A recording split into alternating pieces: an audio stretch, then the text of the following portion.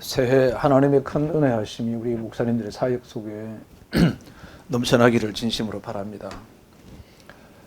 오늘 2025년도 독서와 설교 제일 첫 번째 강의를 시작하겠습니다. 우리 신년 첫 주 독설의 예배로 시작하려고 합니다. 우리는 예배 인도자이고 예배를 섬기는 사람이다라고 하면서 실제로 이제 예배자가 되지 못한 그런 안타까운 현실들을 저 자신도 또 주변의 분들을 보면 안타까워서 우리 스스로에게 자성적인 어떤 가이드를 주는 책으로 한 해를 열어가려고 합니다. 우리는 이 책을 통해서는 먼저 교인들에게 적용하려고 하기 전보다 우리 자신인 목회자들에게 먼저 예배자가 되어야 되지 않을까라고 하는 안내를 드리고 싶습니다. 어떻게 보면 예배의 위기에 직면한 것은 성도들이 아니라 예배를 섬겨가고 있는 우리 목회자에게 있지 않을까 그런 생각도 한켠으로 두기가 어려운 현실의 문제라고 하는 생각을 갖게 됩니다. 그래서 2025년 첫 번째 설교, 첫 번째 독서와 설교에 어떤 주제를 가지고 함께 했으면 좋을까 상당한 시간 동안 고민하다 먼저 우리 스스로의 정체성인 예배자라고 하는 그 정체성을 회복하는 것으로부터 출발하는 것이 바람직하겠다라는 생각을 가졌습니다. 어떻게 보면 목회자임에도 불구하고 예배자 훈련 학교를 경험하지 못한 상태로 예배를 인도하고 있는 경우도 있을 수 있을 것 같고 예배자가 어떤 그 철학과 어떤 가치 또 어떤 그 원리와 본질을 가지고 예배를 준비하고 예배를 기획하고 예배를 드려가고 예배를 섬기고 예배를 인도해야 되는지 실제로 훈련을 받은 분들이 참 많지 않습니다. 지난 24년간 이제 컨설팅을 진행해 오면서 많은 목회자를 만났는데 만난 분들 가운데 예배자 훈련 학교 경험이 있으셨습니까? 라고 하는 질문에 이렇게 그렇다라고 하는 게 대답하는 분들 별로 그렇게 만나보지를 못했습니다. 안타까운 거죠. 물론 훈련 학교를 경험해야만 예배를 잘 드릴 수 있다라고 하는 것은 결코 아닐 것입니다. 왜냐하면 예배 훈련을 받아야 예배를 잘 드리고 그러지는 않을 거예요. 그러나 적어도 우리 목회자는 예배의 본질적인 사역의 처음과 끝이 예배입니다. 창세기와 요한계시록은 예배로부터 출발해서 예배로 끝납니다. 목회의 전부는 예배로 출발해서 예배로 끝난다. 이렇게 봐도 과언이 아닌데 실제로 예배학 정도의 공부를 한 것은 있습니다만 그 예배의 실제적인 부분에 있어서의 예배에 대한 감격과 기쁨을 회복하는 본질과 원리와 개념들 이런 것들이 체계적으로 구조적으로 잘 정리되지 않지 않았을까라고 하는 우려들을 하게 되는 거죠. 목회 정체성의 회복이 이제 뭐냐라고 만약에 질문을 제가 받는다면 저는 단연코 목회의 정체성은 예배자가 되는 것에 있다라고 말씀을 드리고 싶습니다. 예배를 드린다라고 하는 것은 나를 드리는 거고 나 자신을 드린다는 것은 나를 깨트려 가는 거고 나 자신을 깨트린다라고 하는 것은 하나님과의 관계를 회복하는 것에 있습니다. 이제 결론적으로 예배는 하나님과의 관계의 회복에 있다. 하나님과의 관계를 통해서 예배가 드려지고 내가 얼만큼 하나님의 예배자가 되어져 있는가는 하나님과의 관계가 온전하면 온전한 예배가 되고 하나님의 관계가 허틀어지면 허틀어진 예배가 될 것 같습니다. 나 자신에 대해서 갇혀져 있으며 나를 향한 예배가 되고 내가 은혜를 사모하고 은혜를 받는 것에 집중하게 되지 하나님께 영광을 돌리고 하나님을 찬양하고 하나님을 경배하는 것은 아닐 수 있다. 그냥 노래하고 찬송하고 찬송을 하는 행위에 멈춰져 있고 만약에 우리가 그 가운데 거하고 있으면 마치 그 속에 있으면 내가 예배를 드린 것이라고 착각할 수 있다라고 하는 거죠.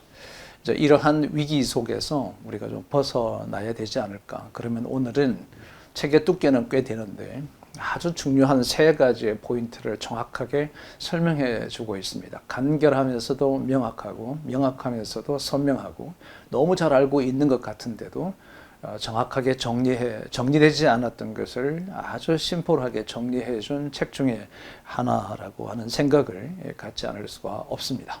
그래서 여러분과 함께 이제 고민하려고 하는 거죠. 책 제목은 하나님만 바라보는 시간. 아마도 예배라고 하는 것을 공부하신 분이 이제 목회 현장에 실제로 적용하면서 이 책을 쓴 것 같습니다. 근데 이분이 어떤 의도를 썼는지, 어떤 목적을 가지고 하는 건지에 대해서는 책을 통해서 느낄 수는 있지만, 직접 들은 것은 아니지만, 책을 읽는 한 사람으로서 이 책은 이렇게 좀 나뉘어서 시작하면 좋겠다는 생각을 갖습니다.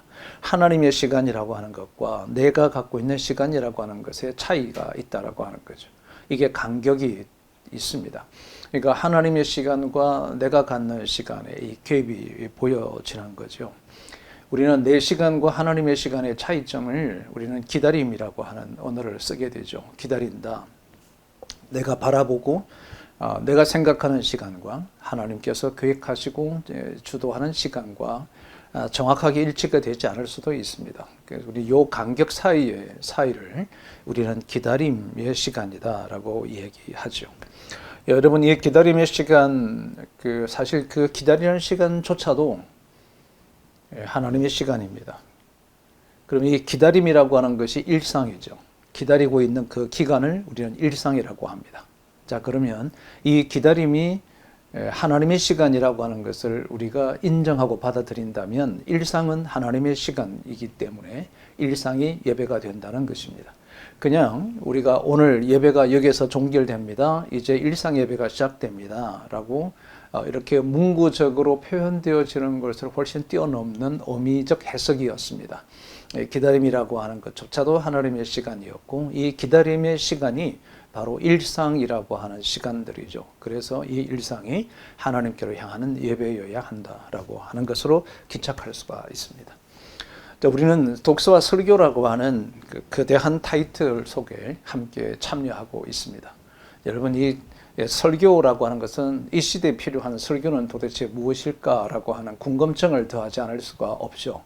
내가 어떤 설교 유형을 공부하고 있는지, 내가 어떤 설교 유형을 익히고 배웠기 때문에 그 원리에 입각해서 설교를 한다, 안 한다라고 하는 측면을 뛰어넘어서 이 시대 지금 2025년도 요 처음에 우리가 설교하는 저와 여러분이 어떻게 설교를 정의하느냐에 따라서 아마도 2025년 우리에게 주어지는 시간 속에서 여러분이 설교를 드릴 때 그 설교가 다듬어지고 만들어지지 않을까라고 하는 생각을 갖습니다. 그래서 이제 제가 여러분에게 전달드리고 싶은 이 설교에 대한 것은 설교에 대해서 정의를 내리거나 설교가 무엇인가에 대해서 설명을 먼저 드리고 본 강의에 들어가고 싶습니다. 저는 한 7가지의 구성 요소가 설교에는 반드시 포함되어야 된다고 생각합니다. 그 첫 번째 요소는 주님의 뜻을 정확하게 해석하라는 것입니다. 하나님의 뜻이 무엇인가에 대한 거죠. 본문 자체가 무엇을 얘기하려고 하는가, 본문을 나열하는 게 아니라 그 본문에서 주려고 하는 뜻이 무엇인지, 의미가 무엇인지, 하나님께서 무엇을 말씀하시려고 하는지를 정확하게 찾는 거죠. 오늘 책도 그런 측면에서 1부, 2부, 3부로 나뉘어져 있는데 1부에서 하나님의 뜻을 정확하게 이끌어냅니다. 그래서 예배라고 하는 것으로 가지고 들어오죠. 두 번째 설교에 대한 중요한 포인트는 시대의 청중에게 대상의 시대의 청중이라고 하는 것입니다. 여러분, 내가 하고 싶은 설교를 하는 것은 어쩌면 정제된 시간일 수 있습니다. 그 말은 어떤 의미냐면 내가 고민하고 있고 이렇게 설교를 해야 되겠구나라고 판단되어지는 것은 어느 한순간에 제가 정지가 되어져 있다. 이렇게 저는 해석하는데 설교라고 하는 것은 이 시대의 청중들을 향해서 하기 때문에 그 시대는 급격하게 바뀌어지고 있습니다.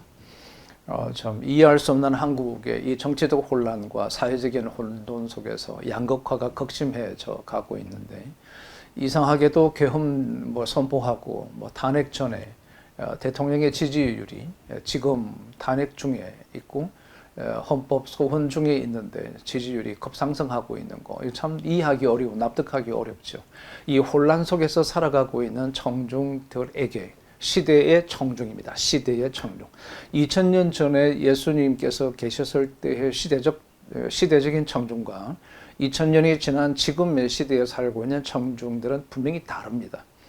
여러분, 이 다름에 대한 것을 우리가 정확하게 해석하지 않고 만약에 설교한다면 우리는 2000년 전의 사건을 그냥 사실적 설명으로 내가 하고 싶은 해석으로 하게 될 수 있는 위험성이 훨씬 높죠. 세 번째 요소가 있습니다. 그것은 성경의 재해석이라고 하는 것이죠. 성경을 재해석하는 것이 설교자가 가장 심도 있게 다뤄야 될 부분인 거죠. 기록되어져 있는 2000년 전, 수천 년 전에 기록된 하나님의 이 말씀 자체가 오늘의 이 시대 속에서 어떻게 이것이 재해석되어야 되는지에 대해서 연구하지 않고 만약에 한다면 우리는 성경의 문자적 설명하는 것으로 족할 수밖에 없다. 그러면 이것은 과거의 하나님의 역사적 사건에 대한 스토리를 그냥 재확인하는 것에 국한되어 버리지, 오늘에 살고 있는 사람들에게서의 언어로서 와닿지 않기 때문에 말은 언어를 통해서 전달되어지고 우리의 생각들이 전달되어지죠. 그래서 하나님은 하나님의 음성이 들리는 게 아니라 하나님의 말 문자적으로 기록된 말씀으로 전달되기 때문에 이 시대 청중들에게 그 말씀, 지금의 시대가 이해될 수 있는 언어로 재해석되어서 설명되지 않으면 안 됩니다. 그래서 목사가 신학적인 토대가 분명해야 되고 그의 영성이 분명해야 되고, 우리가 왜 전통적 신앙을 지켜야, 신학을 해야 되고 전통적 신앙을 지켜야 되느냐 하면 그 해석의 범주가 올바르고 정확하게 정도 있게끔 가게 하기 위해서 신학이 필요한 겁니다. 혹자들은 신학이 필요 없다고 그런 얘기하는 분들이 참 많으십니다. 여러분, 그렇지 않습니다. 여러분, 신학의 베이스가 깔리지 않으면 우리의 해석들이 틀려질 수 있기 때문에 굉장히 위험한 거죠. 자기식 해석이 될 위험성이 큰 거죠. 신은 성경을 재해석하라는 거죠. 그리고 네 번째는 재해석하게 되면 당연히 오늘의 언어로 바꿔줘야 합니다. 오늘의 언어로 바뀌어지는 거죠. 자, 1번. 첫 번째가 하나님의 주님의 뜻이었고, 두 번째는 시대의 청중이었고, 세 번째는 성경의 재해석인데, 이렇게 세 가지가 조합된 것들이 오늘의 언어로 바뀌어지지 않는다면 전달되기가 어렵죠. 그냥 우리는 성경에 기록된 이야기를 계속 전달만 하게 되는 거지, 오늘의 시대 사람들에게 오늘의 언어로 이것을 풀어내지 못하면 언어로 소통을 해야 되는 이 시대 속에서 소통 자체가 불가능합니다. 그냥 일방적으로 막 이렇게 선포하는 것에 국한될 수 있습니다. 자, 설교의 다섯 번째는 변화를 촉구합니다. 여러분, 설교 한 편을 통해서 한 가지의 변화를 이끌어내는 거죠. 생각의 변화가 됐든, 가치의 변화가 됐든, 행동의 변화가 됐든, 태도의 변화가 되었든 한 가지의 변화를 이끌어내는 거죠. 그것을 위해서 우리는 뭐 하느냐 하면 동기부여를 하는 거죠. 무엇을 통해서? 설교를 통해서. 누구에게? 우리의 청중들에게. 여러분의 설교를 통해서 그들의 삶의 변화, 태도든 성품이든 습관이든 생각이든 언어이든 철학이든 행동 범주이든 간에 어떤 한 변화를 이끌어내는 것이 설교의 파워입니다. 설교가 정말 좋다 안 좋다라고 하는 것은 변화를 반드시 이끌어낸다 아니다에 달려있다라고 해도 과언이 아닐 것입니다. 그리고 여섯 번째는 하나님의 사람으로 세상을 어떻게 이기게 할 것인가를 전달하는 것이 설교입니다. 만약에 이것은 가치관의 전환이라고 그러죠. 변화를 이끌음과 동시에 가치관의 변화를 만들어내야 되는 거죠. 그래서 한 번의 설교를 듣고 전에 살았던 이전에 오늘 설교를 말씀을 듣기 이전에 설교를 듣기 이전의 삶과 이제 오늘 설교를 듣고 나서 살아가야 될 삶이 확연하게 대조가 되고 대비가 될 수 있을 정도로 우리는 세상 속에서의 승리할 수 있는 것이 무엇인지를 제시할 수 있는 것이 설교여야 합니다. 그리고 동시에 그렇게 살았을 때 우리에게는 새로운 희망을 갖게 하는 거죠. 이것이 희망의 선포라고 합니다. 자, 그래서 저는 설교는 메시지가 되어야 하고 희망을 주고 소망을 갖게 하고 내가 이렇게 살았을 때 밝아지고 맑아지는 하나님의 나라가 임해지는 것을 목도하게 하고 기대감을 갈 수 있게 하는 것이 설교죠. 그래서 설교가 끝나면 기대감이 차오르고 희망과 소망에 대한 어떤 갈망들을 가지고 그렇게 교회 문을 나설 수 있도록 하는 것이 저는 설교, 이 시대의 설교라고 생각합니다. 이것들을 이제 지표로 삼고 우리들의 설교들을 한번 계속 점검해 볼 필요가 있겠죠. 그래서 이 이야기를 먼저 드리면서 이렇게 왜 말씀을 제가 설교에 대한 정의를 내려고 하느냐, 이 책 전체가 이러한 베이스들이 이렇게 구조적으로 보여지더라는 거죠. 그래서 물론 이 저자는 제가 방금 우리 목사님들에게 제안했던 7가지의 어떤 구조의 프레임을 갖고 한 것은 아닌 것 같습니다. 아닌 것 같지만 제가 전체를 바라보니 7가지의 구조적인 어떤 지표들을 발견할 수가 있었던 거죠. 그 이야기들을 이제는 실제로 좀 내용 속에 들어가서 어떻게 그 구조화되어졌는지 이것을 잠깐 좀 보려고 합니다. 여러분 이 책을 바라보면 하나님을 바라보는 시간에 있어서 가장 강력하게 얘기하고 있는 것이 3가지입니다. 하나님만 바라보는 시간이라고 하는 이 책 안에 3가지 포인트를 설명하고 있습니다. 그게 첫 번째는 전도이고, 두 번째는 영생이라고 하는 거죠. 그리고 세 번째는 예배자라고 하는 것에 이것을 이 초점을 가지고 계속 이제 설명하고 있습니다. 자, 여러분 이게 바로 초점인데 설교는 한 가지의 초점을 향해서 갑니다. 이것을 우리는 원포인트 설교라고 그러기도 하죠. 우리는 많은 이야기를 하게 되지만 오늘 내가 설교하려고 하는 것에 대한 핵심적 포인트가 무엇인지 이것에 대한 명확한 결정들을 해가는 것이 우리는 원포인트 설교라 그러고, 한 주간의 한 주의 설교를 통해서 한 가지의 어떤 포인트의 명확한 이해, 그리고 변화, 생각, 정리, 결단 이런 것들을 유출해낼 수 있어야 되겠죠. 그런데 이 책 전체는 전도와 영생과 예배자 이것을 설명합니다. 이게 왜 그러면 이 3가지의 프로세싱을 발견할 수 있는가? 자, 여러분 진정한 예배자라고 하면 자기가 경험되고 만났던 예배자는 누가 하느냐? 영생을 소유한 자들이 하나님을 영화롭게 합니다. 그죠? 그리고 하나님을 영화롭게 하는 사람들은 자기만 이 영화로움에 만족하지 않고 이것을 또 다른 사람들에게 전할 수밖에 없다. 이것이 은혜의 순환이라고 합니다. 은혜의 순환. 은혜를 입은 사람은 전도를 해야 되는 당위성이 아니라 당연히 해야 하기 때문에 하는 게 아니라 자연스러운 발로라고 하는 거죠. 자, 그러면 우리가 이렇게 이야기하죠. 저분이 참 은혜롭다, 은혜로운 사람이다 라고 하는 것을 어떻게 규정하느냐 하면은 진정한 예배자가 되고 영원한 생명에 대한 갈망이 확고하고 누군가에게 그 기쁨의 소식을 전하려고 하는 사람, 이 3가지의 포인트가 그의 삶에게 드러나게 있으면 은혜로운 거죠. 은혜롭다. 나는 영생을 소유했는데 전도하고 싶은 생각이 전혀 없다. 복음을 전하는 것에 별로 자신이 없고 부끄럽다. 그러면 우리는 그를 보고 진정한 구원받은 자라고 얘기하기 어려울 것 같습니다. 예배를 한다는 것은 내 삶의 주체이신 하나님 앞에 내 삶을 헌신하고 드리는 거잖아요. 산제사로 드리는 것이 예배이거든요. 내가 영원한 생명을 소유하고 하나님의 자녀가 되었으므로 나는 그 사랑의 빚을 졌기 때문에 이 사랑의 빚진 것을 하나님께 돌려드리겠다. 너무 당연한 결과인 거죠. 근데 이 3가지가 이 초점이 흐려지는 거죠.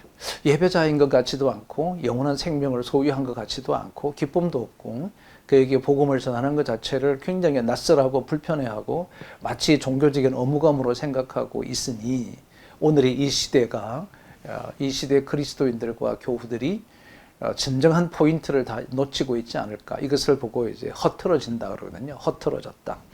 이 허틀어진다라고 하는 것은 깨어진 사람은 이 허틀어짐을 집약합니다. 깨어졌다라고 깨어짐이라고 하는 것은 허틀어지지 않는다는 뜻입니다. 오히려 그래서 이런 이야기들을 좀 함께 살펴가 보려고 합니다. 여러분, 2025년도 각 교회들마다 목사님들마다 어떤 초점들이 있을 거예요. 내가 이번 2025년도는 우리 교회가 이것을 이 초점을 두고 가려고 해.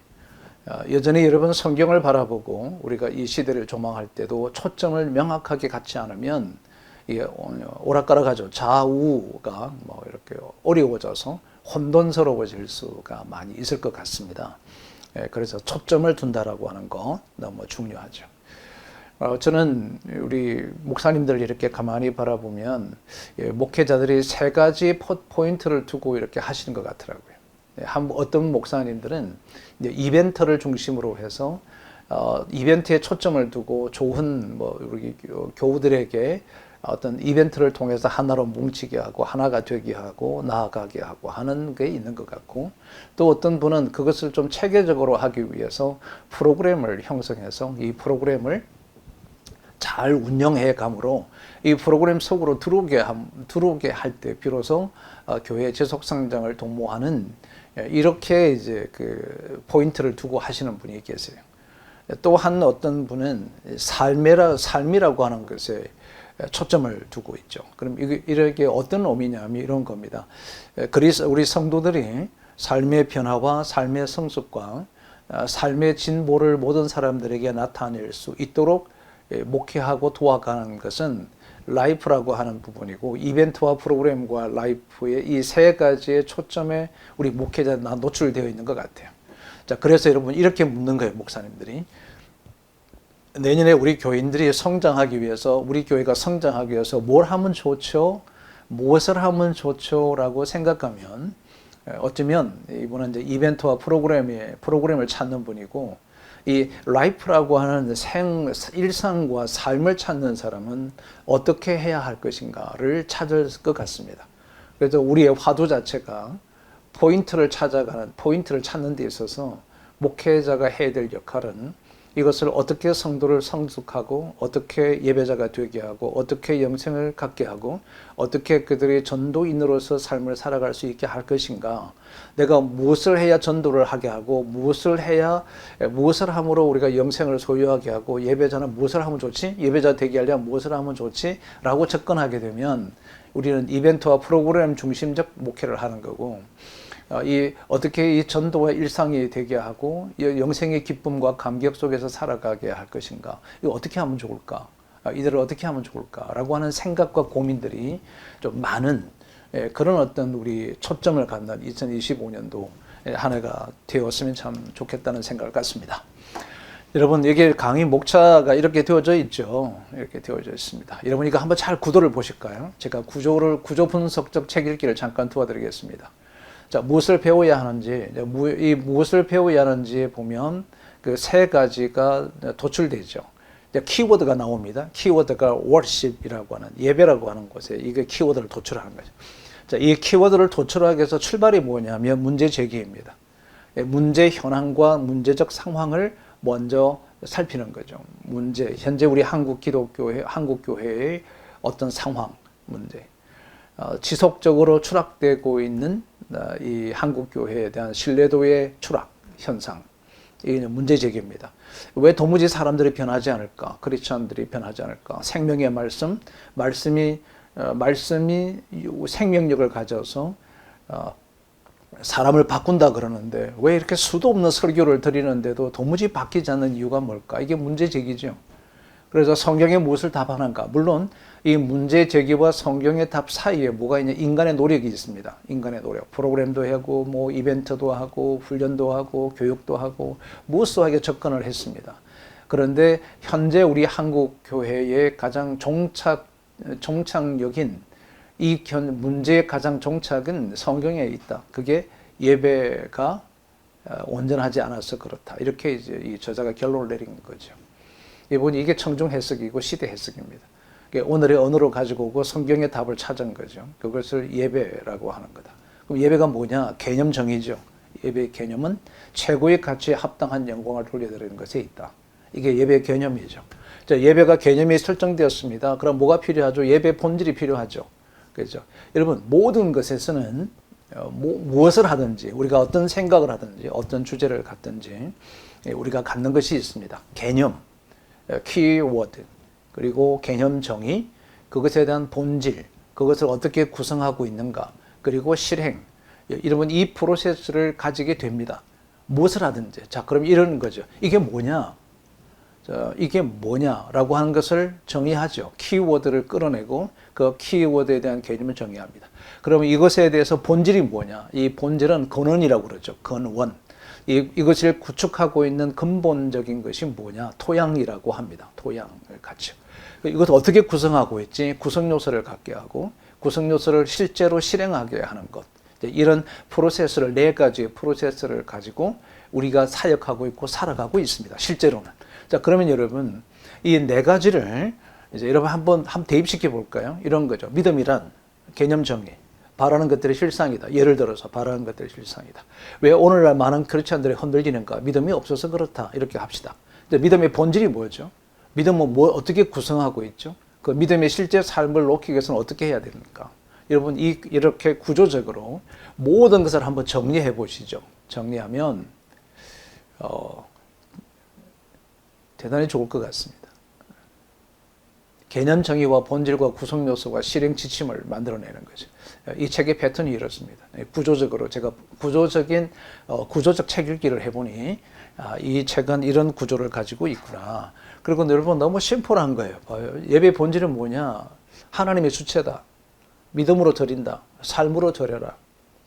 그죠? 준비하라. 여러분 이게 네 가지의 본질이에요. 아주 정확하죠. 더 이상 뭐 첨가할 게 별로 없어요. 그 예배의 구성 요소는 뭐냐? 감사와 찬양과 경배다. 그럼 지금 우리가 할 게 뭘까? 저 거룩한 갈망을 갖고 살아가자. 그게 실행이다. 거룩한 갈망이다. 세속적 갈망도 아니고 인위적 갈망도 아니고 나를 위한 갈망도 아니고 내 목적과 비전과 내 목표를 위한 갈망도 아니고 거룩한 갈망을 갖자. 이게 예배자가 가져야 되는 요소다. 여러분 이 한편 지금 설명해 드리는 이 프로세싱만 가지고도 우리는 오늘 이번 주에 한 편의 설교를 전달할 수 있지 않겠습니까? 명확한 거죠. 명확하게 정리해 주는 거죠. 개념 정리, 본질 그리고 구성 요소, 실행 지침. 여러분 이 구도를 가지고 여러분 올 1년 동안 한번 메시지를 다듬고 전달하는 훈련을 계속 해보고 다음 주 책도 이 구조적으로 한번 이걸 발견해내고 끌어내보면 하나하나의 키워드를 정리해 가기 때문에 52가지의 키워드를 정리합니다. 그런 것을 발견하게 해줬던 구조적 책 읽기를 통한 책이었습니다. 교과서 중에 하나라고 이렇게 생각하죠. 이제 이분이 예배라고 하는 것을 제안을 드리죠. 이제 설교의 키워드를 찾아내는데 그 찾아내는 방법 자체가 모든 것에 그렇습니다. 모든 것에 제안을 한다라고 할 때 제안은 새로운 것을 한다는 뜻이거든요. 내가 무엇을 제안한다라고 하면 새로운 것을 하겠다는 뜻이거든요. 그럼 새로운 것을 할 때는 반드시 거치는 세 가지인 거죠. 문제 제기, 그리고 진리의 답, 명확한 답을 주고 그리고 그 핵심 언어를 가져오는 거예요. 컨설팅도 마찬가지, 우리가 사역도 마찬가지, 여러분 기획을 하는 것도 마찬가지, 무엇을 하든지 문제를 제기하죠. 그러면은 이제 여러분 이게 핵심을 도출하기 위해서 제일 먼저 할 게 뭐냐면 문제 찾기예요. 문제가 뭔지를 찾아야 돼요. 여러분 내가 몸이 뭔가 아파요. 속이 답답해요. 문제를 찾았어요. 문제가 뭐냐면 속이 답답하대, 더부룩하대. 그래서 바로 처방해버려요. 어떤 처방이냐? 성경의 답, 진리의 답, 명확한 전문의의 답이 없이 내가 인위적으로 합니다. 소화제 먹어야 되겠구나. 할명수 찾습니다. 페스탈 찾아서 먹습니다. 답이 안 났습니다. 그래 내가 그렇게 정의했더니 해결이 안 돼요. 그래서 몇 번 민간요법을 하다가 이제 전문의를 찾아갑니다. 찾아갔더니 위에 염증이 많아서 그렇다. 그래서 페스탈 먹으면 안 됩니다. 소화제고 위에 염증 치료제인 염증약을 꼭 드셔야 합니다. 그래서 사진 촬영을 해봅니다. 했더니 그게 염증이 보이는 거죠. 이것을 치유하지 않으면 이 상태는 계속될 것입니다. 자, 여러분, 자 그럼 뭐가 문제일까요? 왜 우리가 문제 해결하지 못하느냐 하면은 문제 제기가 문제를 명확하게 모르기 때문인 거죠. 자의적으로 해석해 버리는 거죠. 이게 문제입니다. 문제인 거죠. 그래서 이 문제를 찾기 위해서는 필요한 게 뭐냐면요. 문제를 찾기 위해서는 첫 번째 할 일이 있습니다. 문제를 정의하는 것입니다. 도대체 우리가 지금 이 시대의 혼란스러운 이 시대 속에서 문제가 뭘까? 문제는 도대체 문제란 무엇일까라고 하는 거죠. 저는 이런 생각을 해봅니다. 진리를 해석한 것을 진리로 생각하고 살아가고 있는 게 오늘의 이 시대 속에서의 청중들, 크리스찬들이 혼란스러워질 수 있는 이유는 진리를 해석한 것이 마치 진리로 생각하는 거죠. 진리 자체를 정확하게 진리를 받아들여야 되는데 누군가의 진리를 해석한 것을 진리로 생각하는 이게 아주 위험한 거죠. 진리에 덮어 씌워진 것을 마치 그게 진리로 생각하고 있는 것이죠. 그래서 진리가 없어져 버린 거예요. 설명이 너무 많아졌다. 이렇게 얘기할 수 있습니다. 그럼 문제의 근원은 뭘까? 진리를 잘 못 가르친 거죠. 누가요? 목사인 저와 여러분이. 진리를 진리되게 전달하지 못했기 때문에 진리의 혼란스러움이 생기고, 이 진리의 혼란스러움과 가치관의 혼란이 결국은 삶의 혼란을 가져왔고, 이 삶의 혼란이 가져오니 선택의 혼란을 가져오게 되고 정치 사회의 혼란을 가져올 수밖에 없다. 근원적으로 다 줄이고 근데 찾아가 보니 목사의 문제라고 하는 것으로 기착할 수밖에 없습니다. 이것은 그냥 책임론으로 목사의 문제 아니요, 저는 그렇게 생각한, 저도 여러분과 함께 똑같은 목사입니다. 목사로서의 근원적인 책임은 진리를 진리되게 전달하지 못한 거고, 예배를 드리고 있는 사람들에게 예배가 예배다워지는 것으로 이끌어가지 못한 책임이 우리에게 있다. 혼란은 정치인이 아닙니다. 저와 여러분 영적인 지도자들에게 있다. 저는 이렇게 결론을 내리고, 핵심 도출이 거기에 있습니다. 그러면 뭐가 바뀌면 되느냐? 교인 바꾸는 것이 문제가 아니라 목사인 저와 여러분이 바뀌면 교회가 저절로 바뀌고 우리 교인들이 저절로 바뀌지 않겠는가? 이제 이런 원리들을 설명해 보고 싶었던 거죠. 그러면 여러분, 이걸 제가 책을 이렇게 읽으면서 이제 일부 배워야 하는 시간, 도대체 뭘 배우려고 하는 시간일까 보니, 이제 이 오해가 난무한 예배, 이것이 문제 제기를 이제 저자가 한 거죠. 그리고 성경이 말씀하는 그 예배가 문제인 것은 아니고 성경이 말씀하는 것이 예배가 뭔지를 얘기한 다음에 예배라고 하는 것으로 결론을 내려놓은 것이죠. 설교의 포인트도 문제 제기로부터 인간적인 해결 노력과 그리고 성경적 답을 제시하고 키워드로 이제 도출해내는, 이런 것도 하나의 설교의 패턴이 되어질 수도 있겠죠.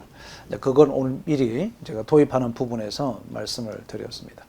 문제 제기입니다. 성경적으로 문제를, 성경의 근거를 가지고 이제 문제 제기를 했는데, 여러분 꼭 세번역도 같이 좀 보셨으면 좋겠습니다. 세번역, 공동변역, 심지어는 어린이 성경까지도 여러분 좀 읽으시면 참 좋겠다 생각을 한 거죠. 우리가 드리고 있는 예배의 상태를 좀 재점검할 때가 2025년도 첫 주부터 해야 되지 않을까. 너무 이렇게 급박하게 2024년 12월이 참 설교가 많았을 거예요. 막 주일 지나면 또 예배고, 또 예배 지나면 또 예배고, 돌았으면 또 예배고, 뭐 이렇게 아마 시간을 보냈을 거라고 생각합니다. 근데 빨리 안정하셔야 됩니다. 그 바쁜 것 때문에 진리가 와해되거나 진리가 소홀하게 되는 것은 잘못된 거죠. 진리를 위해서 우리가 바빠야 되는데, 바쁜 것 때문에 진리가 무너지게 되면 우리 한국 교회가 무너진다라고 하는 것 자체가 아마도 그런 맥락을 같이 할 수 있지 않을까라고 하는 생각도 같습니다. 드리지 않으면 안 될 것 같은 의무감으로 가득한 예배, 영적인 긴장감이 없는 예배라 그러죠. 영적인 긴장감이 없다. 이거는 우리 목사님들이 예배를 인도하는, 예배를 섬기고 있는 저와 여러분의 본질적 질문입니다. 지금 내가 저 예배 인도자의 의무감으로 예배를 드리고 있는지, 정말 영적인 긴장감과 하나님과의 관계와 하나님과의 교제를 형성하기 위해서 내가 지금 예배 속에 참여하고 있는지에 대한 질문을 먼저 하자. 이게 문제 제기의 핵심 포인트였거든요. 성경의 답입니다. 우리 너무 잘 아는 거죠. 영과 진리로 예배한다. 그런데 이 저자가 독특하게 좀 접근하는 게 하나 있습니다. 그게 바로 엄격한 성막 예배라고 하는 것을 아주 강력하게 얘기를 계속합니다. 처음부터 끝까지 계속 성막 예배에서만. 이 성막 예배가 뭐냐? 여러분 딱 한 단어로 이렇게 압축했습니다. 강력한 순종이다. 그러니까 하나님은 이 성막이라고 하는 것을 뭐 큐빗 뭐 수도 없는 어떤 규범을 만들어 주셨습니다. 왜 그렇게 하셨을까? 그것을 이 저자는 예배를 공부하는 사람 같은데, 이분은 성막 예배의 핵심 포인트는 강력한 순종이다. 이것을 하나님께서 요구하시기 때문에 성막 예배를 강조하셨다. 이렇게 정의를 내리더라고요. 공감했습니다. 순종이 없는 거룩한 예배 있을 수가 없고, 내가 순종이 없는 영적인 예배 있을 수가 없죠. 하나님 내 마음대로 살고 있으면서 거룩한 하나님 앞에 예배하고 경배한다. 노래는 할 수 있을지 모르겠는데, 멜로디를 읽을 수는 있을지 모르겠는데, 예배의 속성하고는 그리가 멀 수 있지 않을까. 영과 진리와 그리고 순종이라고 하는 것이 첨삭되는 거죠. 우리는 지금까지는 영과 진리로 예배를 하라 이렇게만 설명했는데, 이 저자가 이 책을 통해서 우리에게 가져온 또 하나의 키워드가 순종이라고 하는 거죠. 그것도 강력한 순종이라고 하는 것이 들어가 있습니다. 자, 이게 이제 이 책이 우리에게 주는 인사이트 중에 하나였죠. 뭐 예배가 천국의 주제이다. 하나님의 관점의 예배와 내 속에 오른 예배, 이거는 여러분들이 너무 잘 아실 거라고 생각합니다. 여기서 여러분 꼭 하나 좀 짚고 가야 될 것이 있습니다. 지식이라고 하는 부분입니다. 내 백성이 지식이 없으므로 망하는도다. 내가 지식을 저버렸으니 내가 지식을 저버렸으니 나도 너를 버리겠다. 엄청난 이야기인 거죠. 그러면 여러분 이 지식이라고 하는 것 자체가 하나님의 말씀입니다. 이제 이분은 이제 그렇게 얘기합니다. 하나님의 말씀대로 가는 말씀대로 살아가는 것이다. 이 말씀이 없으니까 내 자기식으로 드린다는 거죠. 가인과 아벨의 비유를 통해서 그렇게 설명합니다. 가인과 아벨에 비해서 하나님이 받으시는 것은 지식이 없어서 그런 거다라고 이렇게 이야기를 하면서 풀어갔습니다. 여러분 저는 이제 곰곰이 생각을 해본 거죠. 여러분 지식이라고 하는 것 자체가 오늘날 저와 여러분이 지금 이 시대를 살아가고 있고 이 시대를 살고 있는 성도들에게 우리가 지식을 전달합니다. 참된 진리의 지식을 전달합니다. 그러면 우리의 성도들이 알아야 가져야 되는 지식은 도대체 어떤 지식들이 필요한가라고 하는 거죠. 자, 그러면 여기에 대한 이야기를 좀 잠깐 하고 다음 페이지를 좀 가려고 합니다. 여러분 절대 지식이 있고 상대적 지식이 있죠. 세상에 있는 모든 지식들은 상대적 지식입니다. 절대 지식은 성경 하나님의 말씀입니다. 이것에 대해서 우리가 혼란스러워하기 시작하면 성경의 진리가 와야 되기 시작하는 거죠. 그래서 신학자들이 위험하다라고 하는 것은 한면은 이해될 수 있죠. 학문적인 것이 상대적 지식이 마치 절대적인 것으로 주장하게 되죠. 신학자들. 이게 성경에서 얘기하고 있는 것을 학문적으로 이제 결합시키려고 하니 어려워지는 거죠. 절대 지식과 상대 지식이 있습니다. 그럼 여러분 우리가 지식이라면은 크게 5가지의 종류를 여러 학자들마다 다르긴 한데 저는 우리 설교자들에게 필요한 지식의 5가지 영역을 좀 말씀드리고 싶은 거예요. 첫 번째 지식은 명시적 지식이라고 합니다. 명시적 지식이라고 해서 변하기 쉬운 지식이에요. 이 사람은 이렇게 얘기하고 저 사람은 저렇게 얘기하고 과거에 알았던 지식의 해석이 지금 좀 달라지는 것이죠. 이것을 보고 명시적, 눈에 드러나는 지식이다. 이것은 변수마다 백과사전마다 다를 수도 있다는 이런 의미를 띠고 있습니다. 이제 이렇게 될 수가 있다. 이게 명시적 지식이라 그러고요. 근데 두 번째는 여러분 잘 아시겠습니다만 암묵적 지식이라고 합니다. 암묵적 지식은 어떤 학습된 기술이에요. 그러니까 우리 목회자들에게 왜 참 저분 설교를 정말 동기부여를 잘 하신다라고 이야기를 하죠. 그때는 그분의 나름의 뭐가 있냐면 설교 전달의 기술이 있는 거죠. 이걸 암묵적 지식이라고 합니다. 그것은 여러분 고도의 학습이 필요한 거예요. 그냥 이렇게 훈련이 되지 않으면 암묵적 지식이 나오지 않습니다. 그래서 그 설교가 이 설교와 똑같은 거예요. 뭐 저분이 이야기하는 거나 이분이 이야기하면 별 다를 바가 없어 라고 하니 그런 교회 안 가죠. 왜 사람들은 누구를 찾아가느냐 하면 뭔가 암묵적 지식으로 충분히 자기의 내재화되어지고 나름의 성경을 해석하고 있는 기술을 갖고 있는 사람의 설교를 들으려고 하죠. 이걸 보고 우리는 암묵적 지식이라고 합니다. 암묵적 지식은 훈련과 교육이 없이는 암묵적 지식이 절대로 나올 수가 없습니다. 명시적 지식은 있는데 여러분 이 명시적 지식이 얼마나 웃기는 거냐면 1년 전에 알았던 것은 의미가 없어진다는 거예요. 없어지. 명시됐던 것들은 그것은 누가 반론을 제기하거나 그것에 재해석해버리면 사라져버려요. 그래서 목사는 끊임없이 공부해야 됩니다. 끊임없이 학습해야 합니다. 훈련과 학습이 없이는 우리가 암묵적 지식을 습득할 수가 없는 거예요. 그러니까 옛날 얘기 똑같이 공부하지 않고 책 읽지 않는 분들은요 옛날 이야기 그대로 하고 있습니다. 뭐 옛날 이야기 가지고 예화만 바뀌고 상황만 바뀌고 똑같은 거죠. 이제 그럴 수밖에 없는 게 명시적 지식이 국한되어서 그렇다는 거죠. 세 번째 지식은 경험적 지식입니다. 경험적 지식. 여러분 우리는 이것을 체득화라고 그러죠. 경험되었다. 체득화되었다. 내가 몸으로 직접 득해졌던 지식 이것보다 더 값진 게 어디 있겠습니까? 그래서 고난이 여러분 고난은 우리의 성숙의 교과서예요. 고난과 어려움과 힘듦은요 나를 성숙시키는 교과서와 같은 것이다. 내가 고난이 없고 편안하다 지금 죽은 거예요. 나는 아무런 학습될 것이 없기 때문에 경험이 되는 게 없기 때문에 그렇거든요. 그러니까 나는 요즘 편안하시죠? 그러면 편안한 것은 멈춘 거예요. 우리는 끊임없이 고난 속에 더해야 돼요. 오늘도 이제 강의를 듣습니다.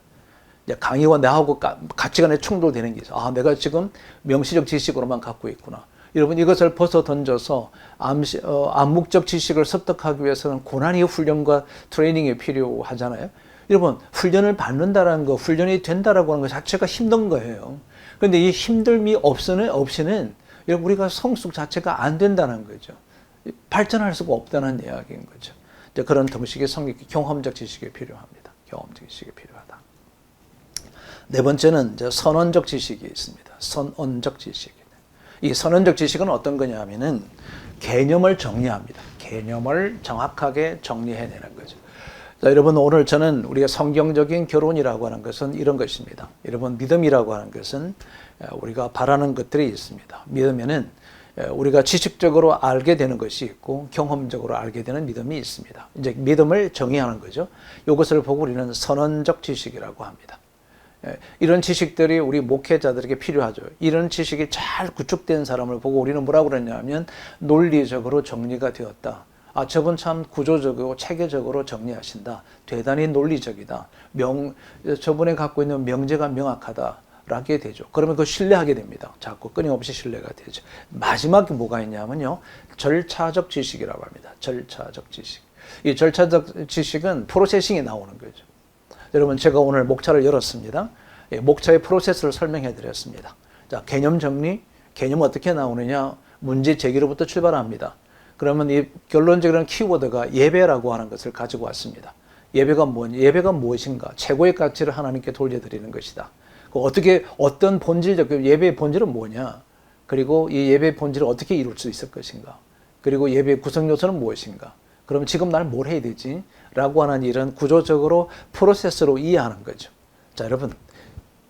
그 사람이 성숙하다, 성장되었다, 참 성숙하시다, 성장되었다. 무엇을 알 수 있느냐 하면 삶과 사역에 체계적으로 되었다는 뜻입니다.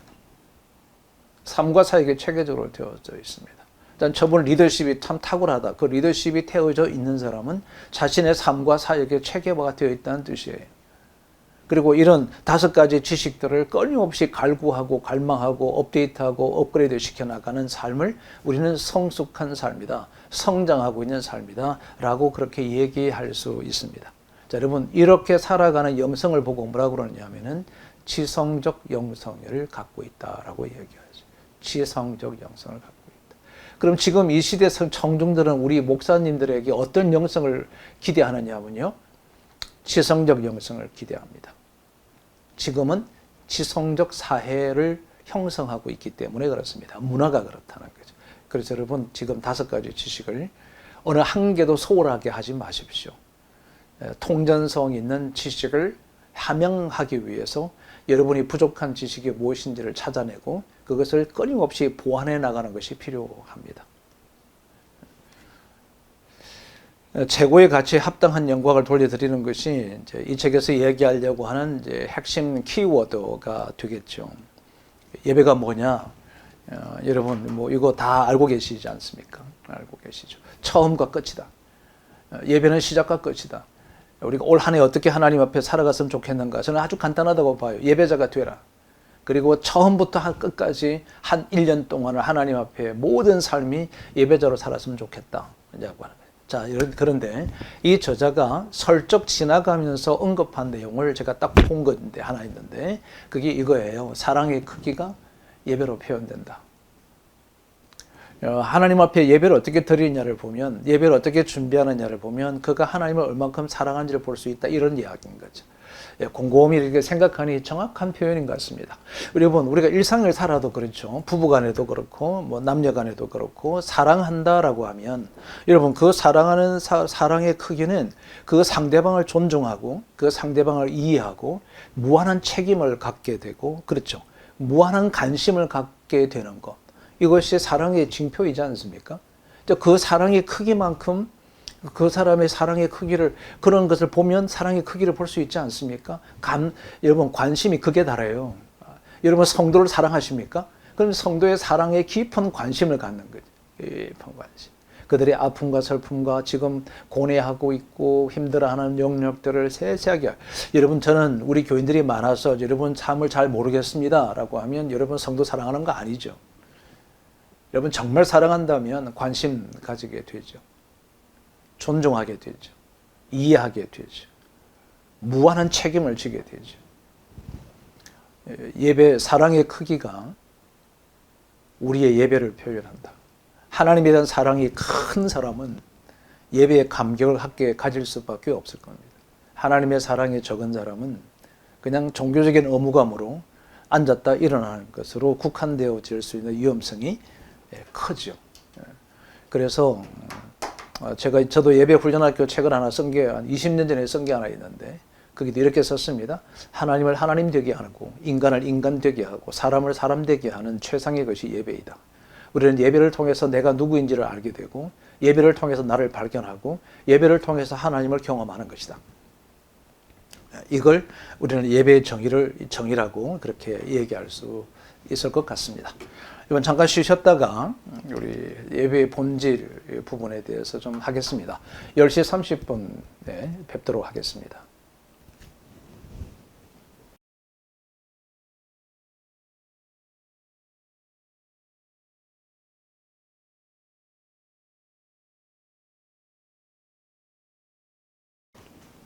두 번째 시간 좀 갖도록 하겠습니다. 우리 앞 시간에서는 문제를 제기하고 인간의 노력과 성경적인 답을 내고 키워드를 도출해야 된다 말씀을 드렸고, 구조적으로 책 읽거나 또 구조화한다라고 하는 것은 개념을 정의하고 본질을 확인하고 구성 요소를 정리하고 그리고 이제 결정하는 거죠. 실행하는 거. 네 가지가 필요하다 말씀드렸습니다. 앞 시간에서 또 하나 이제 그 책의 내용보다는 지식의 5가지 종류에 대한 이야기를 잠깐 언급해 드렸습니다. 우리는 명시적 지식이 있고, 그리고 이제 암묵적 지식이 있고, 체득화된 체험적 지식이 있습니다. 그리고 개념을 정리하는 선험적 지식이 있고, 그리고 무엇보다도 이제 절차적 지식이 필요하다는 말씀 이제 강조해 드렸습니다. 이런 지식들을 우리가 함께 구비해 나가면 좋겠습니다. 문제 제기를 해서 예배가 키워드로 가지고 와서 이 키워드인 예배에 대한 본질적 접근을 이제 시도하죠. 본질은 지금 여기 보시다시피 4가지의 본질을 구성하고 있습니다. 이 본질의 구성은 첫째는 예배 주체자지요. 예배의 대상이며 예배의 주체이며 예배의 핵심이고 예배의 알파와 오메가 하나님입니다. 그 외 그 어떤 것들도 하나님보다 드러나서도 안 되고 찬양 인도자도 드러나도 안 되고 설교자도 드러나도 안 되고 어떤 매뉴얼도 매뉴얼도 하나님보다 더 앞서갈 수가 없습니다. 하나님을 위한 예배 인가에 대한 본질적 접근을 가장 먼저 해야 될 필요가 있죠. 우리가 드리는 예배는 믿음으로 드리는 거죠. 그리고 삶으로 드린다. 그리고 준비하는 것이 예배자가 갖고 있는 본질이다. 저는 4단어입니다. 하나님, 믿음, 삶, 준비. 이것을 본질을 구성하고 있다. 본질적 접근이 되겠습니다. 그러면 하나님을 위한 예배라거나 이 하나님을 위한 누구를 위한 예배인가에 대한 질문인 거죠. 우리는 하나님을 예배하도록 특화되어 있다. 그 누구도 하나님을 찬양하거나 그러지는 않은 것 같아요. 우리 인간 외에는 하나님의 예배를 드리도록 특화되어져 있다. 이분이 이제 조심스럽게 저자가 지적하고 있는 것 중에 한 가지가 사역의 도구들이 우상이 되고 있는 것에 대해서 상당한 우려를 하고 있습니다. 실제 그런 것 같습니다. 우리도 어느덧 예배 구성 요소에서 교회들이 참석해서 설교만 들어도 예배를 드린 것으로 생각하는 것은 정말 잘못됐다는 걸 잘 알고 있고, 찬양하는 인도자들이 찬양 때문에 이렇게 이제 생각하는 것들이 하나의 구상이 될 수 있다. 이런 경각심을 심어줄 필요가 있습니다. 여러분 지금 이 장표에서 잠깐 시간을 갖고 이 얘기 좀 하려고 하는 단어가 있습니다. 이거 깨어있음이라고 하는 거죠. 깨어있음.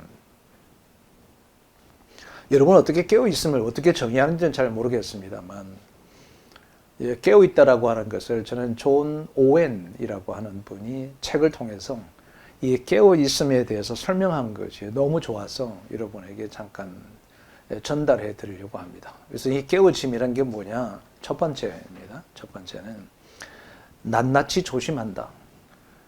자기를 끊임없이 살핀다. 이것이 깨어 있다. 깨어 있는 사람은 내가 지금 뭘 하고 있는지, 무슨 생각하고 있는지, 내가 지금 왜 이렇게 하고 있는지를 끊임없이 살피는 거죠. 헤아려 보는 거죠. 헤아린다. 이것이 깨어 있다. 깨어 있는 사람은 결코 소홀하게 작은 것들을 소홀하지 않고 자기 자신을 낱낱이 조심스럽게 살피는 것. 이것이 깨어 있는 사람의 첫 번째 특징인 거죠. 두 번째 깨어 있다라고 하는 사람은 부지런하다라고 하는 거죠. 이 부지런함이 어떤 거냐면 지속적으로 조심한다는 뜻이에요. 앞서서 이 존 오헨이라고 하는 분이 낱낱이 조심해서 살피는 것을 지속적으로 한다. 이게 부지런하다. 그렇지 않겠습니까? 내가 지금 뭐 이렇게 늘어져 있으면 내가 지금 이 귀한 시간을 내가 이렇게 보내도 될까? 낱낱이 자기를 헤아려 보는 거죠. 그래서 시간을 조심스럽게 써야 되겠구나. 자기를 살피는 것을 계속하는 거죠. 계속해나. 이 깨어 있는 사람은 지속한다. 부지런하다. 그래서 부지런한 사람은 깨어 있는 사람이다. 세 번째, 실행적이다. 실행적이다라고 하는 것은 어떤 거냐면 제가 이 책을 한 권의 책을 이제 정리를 해서 이야기 설명을 드리는 건데 이 실행적이다고 해서는 거룩한 땅을 형성하는 거다. 이제 이 오웬이 그렇게 이야기를 했어요. 거룩한 땅을 형성하는 거다. 이 거룩한 땅을 형성한다는 게 뭐냐? 깨어 있는 사람은 이 세상으로부터 자유롭다. 죄로부터 자유롭고 세속적인 것으로부터 자유롭고 사탄의 전술과 전략에 놀아나지 않는다. 이게 거룩한 땅을 딛고 있는 거다. 이것이 깨어 있는 사람. 깨어 있는 사람은 지금 내가 사탄이 나에게 마귀가 악한 영들이 나를 이렇게 하고 있구나. 이런 생각을 하게 하구나. 부정적 생각을 하게 하구나. 이것을 막고 있구나라고 생각한다는 거죠. 그것을 깨트린다는 거죠. 이거 내가 죄를 짓는 기회를 주지 않아야 되겠구나. 이 세상의 것을 내가 지금 막 세상을 쫓아가는 세상인처럼 살아가려고 하구나라고 하는 것을 자각하는 거죠. 깨어 있다라고 하는 것입니다. 네 번째, 깨어 있으면 지금 1번, 2번, 3번 이렇게 1번, 첫 번째, 두 번째, 세 번째로 이어져 오면서 이 세상과 사탄의 전술 전략과 죄를 짓는 기회와 이 세 가지에 얽히지 않는 것, 이것이 깨어 있다. 그러니까 죄가 틈탈 수 있는 기회를 주지 않고 사탄을 인식하게 되고 세속적인 것을 내려놓는 것, 이것에 얽혀져 있지 않은 그 상태를 깨어 있는 상태라고 해요. 이것이 깨어 있습니다. 제가 그 내용을 보면서 정확하게 설명했다라고 생각합니다. 자세하게 자신의 삶을 관찰하고 살펴보면 살피는 사람은 깨어 있습니다. 그죠? 내가 마땅히 해야 될 것을 하고 마땅히 걸러야 될 것들은 걸러내고 자기를 기억하고 관찰하고 세밀하는 깨어 있는 사람은 그럴 수밖에 없겠죠. 자, 이런 이야기들이 깨어 있음입니다. 영적인 긴장감이라고 하는 것은 그런 거다. 사탄이 내게 좀 전설 전략을 따라서 나에게 도전해 오는 것을 인식하고 있는 거죠. 그래서 깨어 있지 않으면 모르죠. 그냥 이게 자연스럽게 그래 흘러가는가 보다. 세속화에 물들어가는가 보다. 다른 목사님이 그렇게 사셨으니까 나도 그렇게 생각하는 건 나쁘지 않잖아. 라고 생각하는 거죠. 세속이 물들어 오는 거죠. 재해가 틈탈 수 있는 기회를 내가 만드는 거죠. 이렇게 되게 되어져 있다. 참 좋았습니다. 영적인 긴장감을 갖는다. 깨어 있으라. 거죠. 삶의 우선순위입니다. 삶의 우선순위. 너무 잘 아시죠? 이제 저 개인적으로도 이제 마태복음 3장, 6장 33절 말씀이 제 인생의 터닝 포인트의 말씀이기도 합니다. 저는 이제 22살 때부터 큐티를 시작했습니다. 큐티를 쭉 하면서 이제 복음서 와서 이제 마태복음을 큐티하는 중에 이 말씀이 저의 인생의 삶을 그냥 확 바꿔버린 거예요. 그냥 바꿨습니다. 저는 이 모든 것을 더하게 하시는 것에 있어서 집중하면서 살았습니다. 그런데 이 짧은 시간에는 왜 하나님께서 이런 경험들을 갖게 했을까? 체험적 지식을 갖게 하셨을까? 그것에 대한 대물음을 하고 큐티를 하고 묵상을 하는 중에 우선순위의 전환의 필요성들을 인식하게 해서 제가 일반 직장인과 사업하고 있는 기업을 정리하게 됐던 결정적인 단초이기도 하죠. 삶의 우선순위. 그러니까 하나님의 나라와 그의 의에 있다. 자, 여러분 여기서 저는 그의 나라와 그의 의라고 하는 것에 대해서 다시 한번 목사님들이 알고 계시지만 한번 짚고 가겠습니다. 그의 나라는 하나님의 통치입니다. 통치, 지배라고 하는 것과 그의 의라고 하는 것은 바른 관계입니다.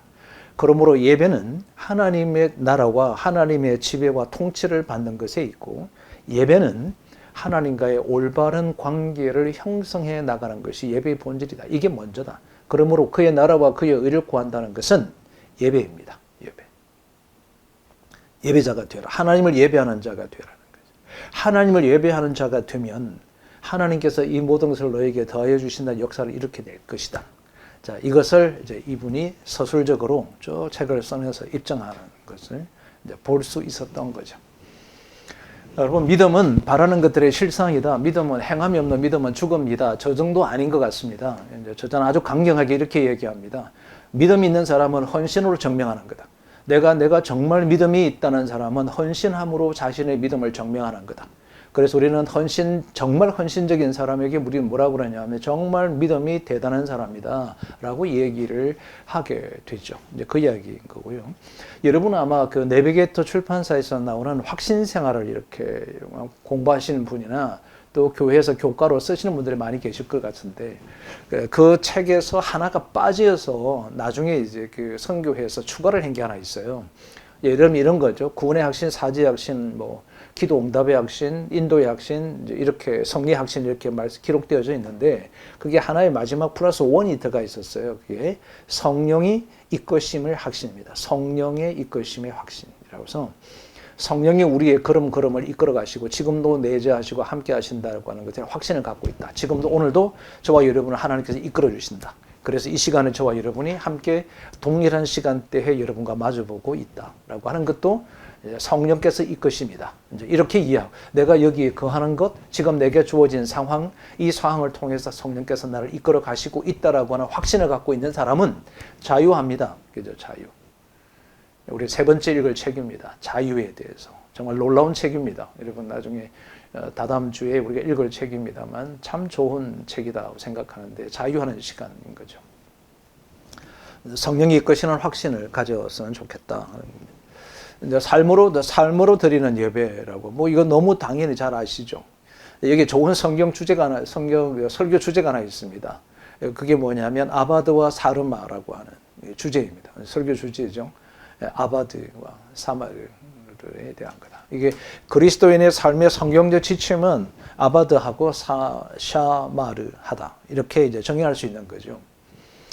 이렇게 살아라라고 하는 이야기일 수 있습니다. 광야에서 하신 훈련이 뭐냐? 아까 잠깐 언급해 드렸는데 성막 예배 훈련을 했다.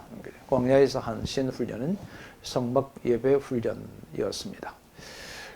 제가 옆에 썼던 예배 훈련학교 교재는 좀 엉성하기도 하고 어색하기도 하고, 뭐 저희 연구소 자체에서 만들었던 책이 되다 보니까 오타도 있고 막 그래요. 그런데도 제가 연구소를 시작할 때 썼던 중보기도 훈련학교, 그 다음에 쓴 게 예배 훈련학교 이렇게 썼어요. 교재를 만들 때. 왜 이걸 했냐면은 제가 연구소를 딱 시작하면서 우리 교회들을 쭉 이렇게 탐방해 보니 정말 예배의 본질에서 많이 벗어나 있는 예배들을 드리고, 우리나라의 그 당시 경배와 찬양, 뭐 예수전도단, 뭐 난리가 아니었습니다. 그런데 마치 경배와 찬양에 참여하면 그 속에 거하고 있으면 예배를 잘 드리는 것으로 착각하고 있는 것 같더라고요. 그래서 이제 실제로 물어본 거죠. 예배 교육과 훈련을 받아본 경험이 있느냐? 없어요. 없어. 그 예배를 강조한 적이 있으시냐라고 하면 1년에 한 번 정도 주일 예배를 강조하는 정도지, 이것을 체계적으로 구조적으로 훈련하지를 못했던 것을 보게 되었던 거거든요. 여러분 성막 예배 훈련은 뭐냐면요, 절대 순종입니다. 절대. 아주 세밀한 것까지도 순종하는 것을 예배이다라고 한 거죠. 아바드, 샤마르 하며 살다가 교회 와서 예배를 드릴 때 그 예배가 그들에게 어떤 시간이 되었을까?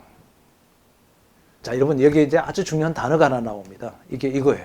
하나님을 경외한 흔적을 갖고 예배를 드리라. 주중에 하나님을 경외하는 흔적. 그냥 일상을 잘 살아라. 이제 좀 바꾸자. 여러분 일상을 잘 사는 일상의 예배를 드리십시오. 이렇게 함축된 언어로서는 적합한데 저는 이제 좀 우리 여기 오늘 독서에 참석하신 목사님들이 언어를 좀 전달할 때 바꿨으면 좋겠다고 생각하는 게 이런 거예요. 여러분 주중에 하나님을 경외한 흔적을 가지고 주일에 와라. 하나님을 경외하는 흔적을 가져라. 그게 어떤 걸까요? 하나님을 경외하는 흔적은요, 삶 속에서의 순종입니다. 삶 속에서의 순종의 경험을 갖는 것이 흔적인 거죠. 이것이 경험적 지식을 갖는 거죠. 경험적 지식. 근데 하나님을 경외하는 흔적을 우리가 안고 예배를 참석하게 되면 그 예배가 막 기다리지 않겠습니까? 살았으니까. 내가 살아내었기 때문에 그 예배가 적극적이 될 수밖에 없고 또 다른 하나의 하나님 앞에 살아낼 것에 대한 붙들림을 갖고 싶은 그 쾌감이 있지 않습니까? 내가 그렇게 살아낸 것에 대한 어떤 그 자긍심도 생기지 않습니까? 그게 희열이죠. 기쁨이죠. 여러분 그거보다 더 큰 감격이 어디 있겠습니까? 그래서 예배 속에서의 감격은 찬양과 경배가 너무 노래가 좋아서 하는 경배가 아니라 기쁨이 아니라 내가 하나님을 경외한 삶의 흔적을 가지고 예배를 참석했을 때 그러면 하나님을 경외한 흔적이 뭐냐면은 순종이 없는 것은 경외한 것이 없죠. 하나님을 경외하면 그분의 말씀을 기억하고 그대로 살아내는 거죠. 이 삶의 순종을 이야기하는 겁니다. 하영정 목사께서 설교하셨던 것들이 스쳐 지나가면서 짤막한 영상으로 등장을 했더라고요. 순종이 뭐냐? 순종에 대한 설명을 잠깐 하시더라고요. 근데 이분이 이렇게 이야기를 하더라고요.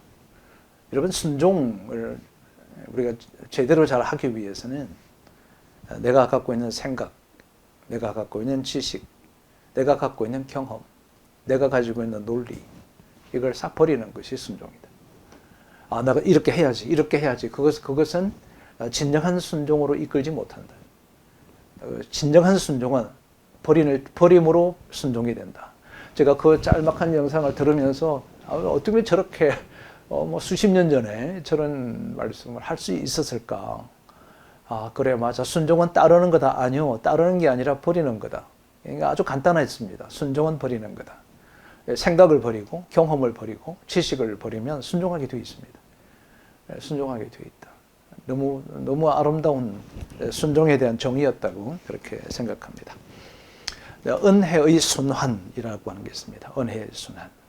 자, 여러분, 이게 이 은혜의 순환이라고 하는 것과 예배와 삶의 균형이라고 하는 거죠. 그리고 지속 성장, 이 세 가지의 단어가 어쩌면 또 설교 한 편을 우리가 형성하는 굉장히 중요한 단어일 수 있습니다. 그죠? 그럼 예배 순환이 뭐냐라고 하는 거죠. 예배 순환은 이렇습니다. 주일 예배를 드리죠. 하나님 앞에 어제 예배를 드렸습니다.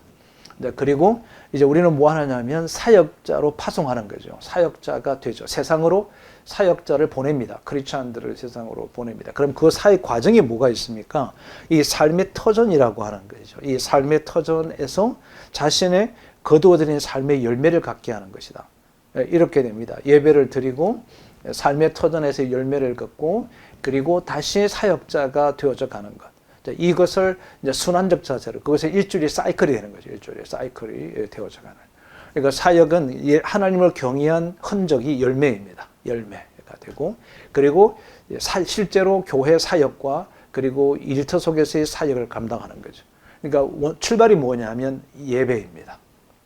예배와 하나님을 경외한 흔적을 통해서 사역이 이루어질 때 사역이 탄력을 받고 힘을 얻게 된다. 그래서 언제나 우리의 삶을 바라보면 내가 지금 하나님에 대한 예배와 내 삶의 열매에 대한 그 균형 감각을 끊임없이 견주어봐야 필요가 있다. 심과 사역의 균형이 아니라 하나님을 예배하는 것과 삶의 열매에 대한 균형을 유지해 가는 것이다. 그러면 어떤 일이 벌어지는가? 지속 성장할 수밖에 없다. 그럼 지속 성장이 뭐냐? 그리스도를 닮는 것에 있다. 이것이 이 저자가 내린 결론이에요. 이런 얘기 같아요. 신앙의 본질적인 종착은 본질적으로 기착되는 곳은 예수님을 닮는 것에 있다. 그것이 지속적으로 닮아간다. 주님 부르시는 그날까지 계속해서 닮아간다. 그런데 이 닮아가기 위해서 실제로 나타나는 것은 뭐냐? 예배자와 되고 삶 속에서 하나님을 경외한 흔적인 삶의 열매가, 예배의 열매가 우리가 맺혀질 때, 순종의 열매가 맺혀져 있을 때 우리가 지속 성장이 이루어져가 그리스도를 닮아가는 것에 있다. 이렇게 얘기하는 거죠. 여러분, 저는 사실 이 강의록에는 안 썼습니다만, 제가 이 강의록의 밑에다가 제가 메모를 어떻게 했냐, 이렇게 메모가 되어져 있습니다. 목사는 삶의 예배를 어떻게 드려야 하는가? 우리는 교우들에게 삶의 예배를 드리라고 촉구하는데, 우리 목사님들은 삶의 예배를 어떻게 드려야 되는가? 한번 고민해 보셨으면 좋겠습니다. 목사는 어떻게 삶의 예배를 드려야 될까? 저는 이렇게 생각합니다. 영적인 지도자는 자기 관리를 통해서 삶의 예배를 드려야 한다. 철저하게 자기 자신에게는 가혹해야 되고, 냉혹하고 가혹해야 되고, 타인에게 관대할 수 있는 삶을 살아가는 것. 저는 그게 목사가 삶의 예배로 드리는 삶의 양태이지 않을까.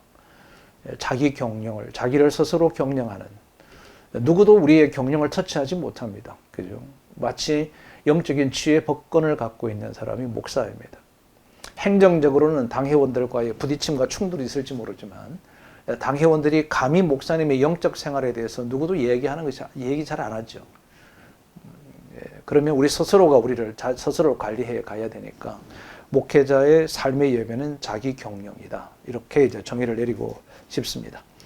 예배의 본질은 준비에 있습니다. 여러분, 준비가 어떤 것인지 여러분 잘 아실 것 같아서 1번, 2번 같은 경우는 이제 교회적으로 해야 될 예배의 본질이고, 우리 예배를 드리는 예배자의 본질은 형제와의 화목과 회개라고 하는 것이 예배 준비의 본질이다. 이렇게 두 트랙으로 좀 나누어서 말씀을 좀 나누었으면 참 좋겠다 생각합니다. 예배의 7가지 열매입니다.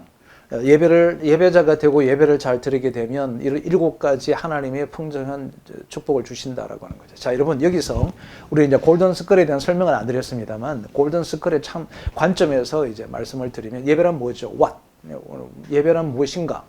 예배의 축복은 뭘까? 예배자에게 주시는 축복은 여기 7가지에 대한 것이 예배자에게 주시는 하나님의 축복입니다. 예배를 드리면 삶의 난제가 풀어지고, 하나님을 더 깊이 알게 되고, 내가 내 정체성을 확인하게 되고, 순종하게 되고, 치유의 역사가 일어나고, 때에 따라 돕는 하나님의 은혜를 경험하게 된다.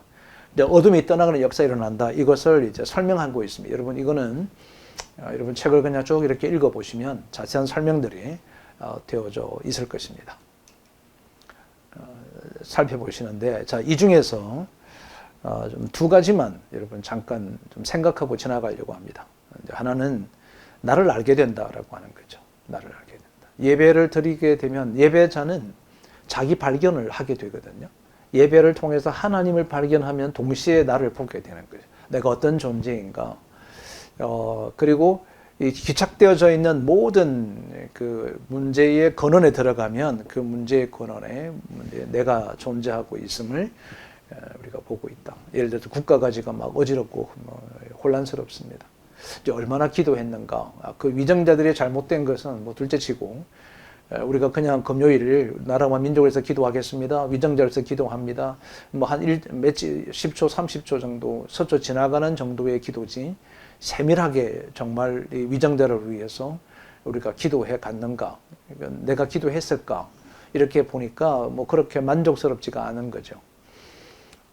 그동안 보지 못했던 우리의 실체를 발견하게 되고, 문제의 본질을, 문제의 근원을 갖게 되는 거죠. 그래서 예배를 정말 예배자가 되어지면 본연의 나를 발견하게 되는 것에 있다라고 하는 거죠. 여러분, 이 순종이라고 하는 것 자체가 이제 이 저자가 쭉 이렇게 설명하고 있다가, 바울이 주님을 처음 만났을 때 바울이 제일 먼저 주님에게 한 얘기가, 주님, 내가 무엇을 하리까? 라고 물은 거죠. 물었다. 순종에 대한 거죠. 순종에 내가 무엇을 하리까? 어떻게 행동해야 할까? 해야 됩니까? 라고 하는 질문이죠. 여러분, 변화는 순종입니다. 훈련은 순종입니다. 제자 훈련은 순종 훈련입니다. 내가 누군가의 제자가 되겠다 그러면 철저하게 순종해야 합니다. 그렇지 않으면 제자가 될 수가 없죠. 우리는 그 뭐 소림사 영화들에 보면 그 서성들에게 왔을 때 말도 안 되는 훈련들을 막 시킵니다. 그래도 그것을 끝까지 순종해 가는 사람들을 수제자로 삼는 것과 동일하게 저는 훈련은 순종이다. 이해가 되든 납득이 되든 내 생각을 버리고 행동을 버리고 지식을 버리고 경험을 다 버리지 않으면 훈련 불가하다. 순종은 그렇게 하는 것이 순종이다. 이게 일맥상통한 이야기가 될 것으로 봅니다. 마지막 3부입니다. 3부. 예배의 본원적인 세 가지 구성 요소입니다. 4번 거룩한 갈망은 예배 목차에 있어서 쓴 거고, 요소 1 감사, 2 찬양, 경배. 찬양과 경배가 다른 건 아마 여러분 잘 알고 계실 거라고 생각합니다. 그래도 비교치를 좀 보여드리도록 그렇게 하겠습니다. 여러분 감사, 예배의 기초는 감사하죠. 감사. 우리가 하나님 앞에 감사의 예물을 드리고 내 삶이 감사해서 예배를 참석하고 그 예배의 영광을 돌려드리는 거죠. 만약에 그 감사가 빠져버리면 종교적인 행위이죠. 종교적 행위다. 도대체 예배하는 사람이 감사가 없으면 어떻게 예배가 될까요? 예배 요소는 한 가지로 빠지면 안 된다는 얘기입니다. 그러니까 요소라는 그 본질적인 것은 구성 요소는 예배가 될 때는 세 가지가 다 있어야 되지. 감사는 없고 경배하고 찬양만 있으면 예배다 아니다는 거죠. 감사라고 하는 거죠. 여러분, 이 감사라고 하는 것은 하나님의 도우심에 대한 자각이거든요. 자각이 되죠.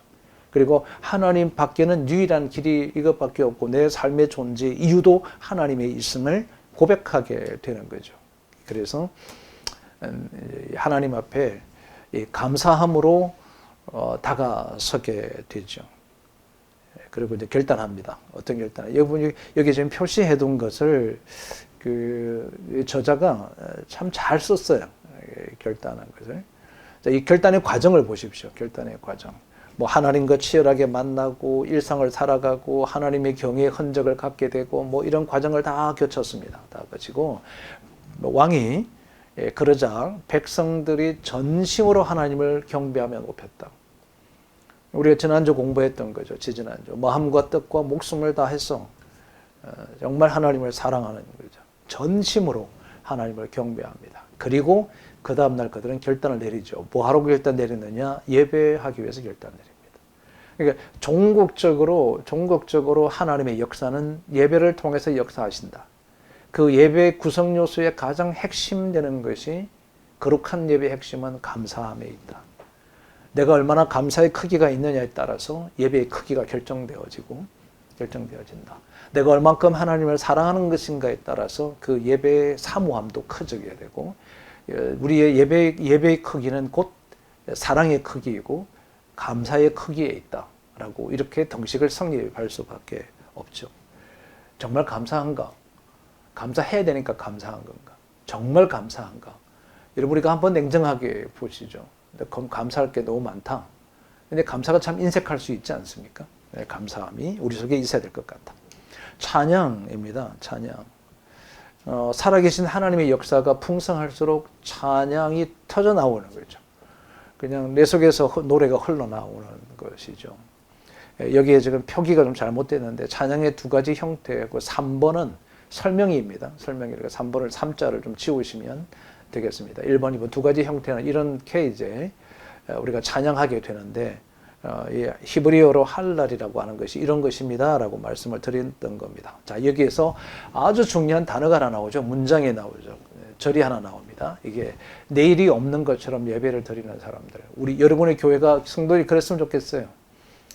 오늘이 마지막 예배를 드리는 것처럼 예배에 참석하는 이 놀라운 역사가 우리 한국교회 예배 강단에 한국교회 교회들마다 주일에 강단에서 터졌으면 좋겠다. 내일이 없는 것처럼 예배를 드리는 사람들의 모임, 이것이 우리의 공동체가 되어야 되지 않을까라는 생각들을 가지게 됩니다. 찬양입니다. 여러분 이 찬양의 기본, 기쁜 거죠. 기쁜 거. 자, 여러분 여기서 우리 한국교회 목사님들 잘 쓰시는 것 중에서 약간의 뭐라 그럴까요? 좀 실수한 것이 새벽이슬 같은 주의 청년들이 죽게 나오다라고 했는데 우리 청년들 할 때 꼭 새벽이슬 이렇게 하잖아요. 여러분 이 정확한 내용은 뭐냐면 하나님의 거룩한 세대가 청년 세대입니다. 청년 세대. 그러니까 우리 시니어들도 다 들어갈 수 있는 거죠. 나이가 청년들만 20대만 들어가는 것을 통해서 청년이라고 한 것이 아니라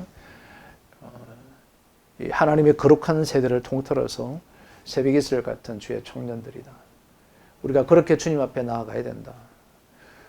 새벽 이슬 같은 주의 청년들, 이거 우리가 설교를 많이 하셨을 것 같은데 우리 모든 세대가 하나님의 거룩한 세대로 하나님의 새벽 이슬 같은 주의 청년들의 세대들이 될 수 있도록 해야 되지 않겠는가. 신앙의 결이 달라진다. 여러분 정말 이 시편의 그 기자가 여호와여 그리하여도 나는 주께 의지하고 말하기를 주는 내 하나님이시라 하였나이다. 그리하여도 고난과 핍박과 환난과 역경과 안됨과 실패와 좌절 속에 있어도 나는 주를 그냥 의지하고 그렇게 하겠다라고 하는 거죠. 힘들 때도 아무도 없을 때 나 혼자 홀로 있을 때도 그래야 되지 않을까라고 하는 생각들이 이제 기록되어져 있었습니다. 여러분 찬양과 경배의 비교표예요. 비교표. 아주 정말 정리를 잘 해주셨다라고 그렇게 생각. 찬양은 올려드림입니다. 경배는 교류입니다. 하나님과의 교류를 하죠. 그래서 경배와 찬양이 맞는 이야기입니다. 이런 하나님을 경배하게 되면 하나님을 경배하게 되면 우리 영적 시선이 바뀐다. 바뀌어야 되는 것이 정상이죠. 바뀌질 수밖에 없는 거죠. 이제 그렇게 되어져 갈 것이다. 결국은 우리에게 이제 세 가지의 질문을 대한 답을 우리가 찾아가야 될 것 같아 생각합니다. 하나는 우리 각자에게 그리고 교회 우리 공동체 속에 이런 역사들이 일어나고 있는가. 하나님의 임재의 경험과 믿음의 증거들이 일어나고 사랑의 수고의 흔적이 있고 인내하며 기다리는 소망의 실체가 무엇인지 이것들이 우리에게 일어나야 되지 않을까. 첫 번째 퀘션. 두 번째, 우리에게 임하는 예배 역동성은 무엇으로 증명할 수 있을까? 우리에게 임하는 예배 역동성은 무엇으로 우리가 증명할 수 있을까입니다. 이것은